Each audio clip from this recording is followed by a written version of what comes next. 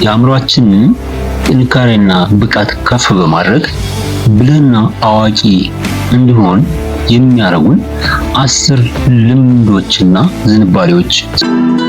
አንደኛ፣ አጽንዖት ሰጥቶ ማሰብና ወሳኝ ጥያቄዎችን የመፍጠር ልምምድ። አጽንዖት ማሰብ ባጭሩ ከግምትና ከመሰለኝ ነፃ በመሆን በምክንያትና በማስረጃ የተደገፈ ውሳኔ መወሰን ወይም ፍርድ መስጠት ማለት ነው። ሁለተኛ፣ የዕድሜ ልክ ተማሪ መሆንና ባገኙት የእውቀት ደረጃ ደግሞ አለመመካት። ሁሌም ለመማር ዝግጁ መሆን ከትምህርት ከሚገኘው ጥቅም በላቀ አእምሮን አዲስ ቅርጽና ይዘት እንዲፈጥር ያደርገዋል። ሶስተኛ፣ ስሜታዊ ቁጥጥርና ሙሉ አእምሮአዊ አስተውሎት።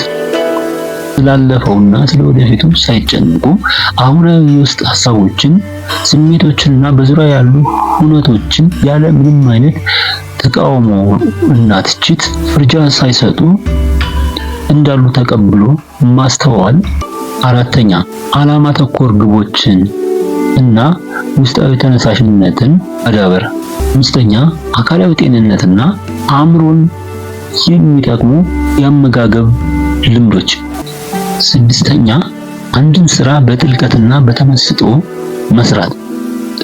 አንድን ነገር በሙሉ አትኩሮትና በጥልቀት ማከናወን ከስራው የሚገኘው ውጤት ከፍ ከማድረጉም በላይ አእምሮ አዲስ የአሰራር መንገድ እንዲፈጠርለትና ከዚህ በፊት ያልነበረ አዲስ ጥንካሬና ብርታት እንዲያጎለብት ያደርገዋል። ሰባተኛ፣ በፈተናና በችግር ጸንቶ መቆም። ፈተናን ተጋፍቶ ከችግር እየተማሩ ለተሻለ ጥንካሬና ጽናት ያዘጋጃል። ስምንተኛ፣ አዎንታዊና አበረታች ማህበራዊ ትስስሮች። አዎንታዊ ግንኙነቶች በአእምሮ ውስጥ የሚያነቃቁና የሚያደፋፍሩ ሆርሞኖች እንዲለቀቁ ያደርጋሉ። ዘጠነኛ፣ ፈጠራን የመግለጽ ልምምድና በሰፊው የማሰብ ዝንባሌ። አስረኛ፣ ስልታዊ ግብ ማስቀመጥና እርካታን የማዘግየት ልምምድ። ግቦችን በግልጽ ማስቀመጥ የአእምሮ የማስታወስ አቅምን ያነቃቃል። ይህም አእምሮ በእያንዳንዱ ሁኔታ ውስጥ ተዛማጅ አጋጣሚዎችን እንዲያስተውል ያዘጋጀዋል።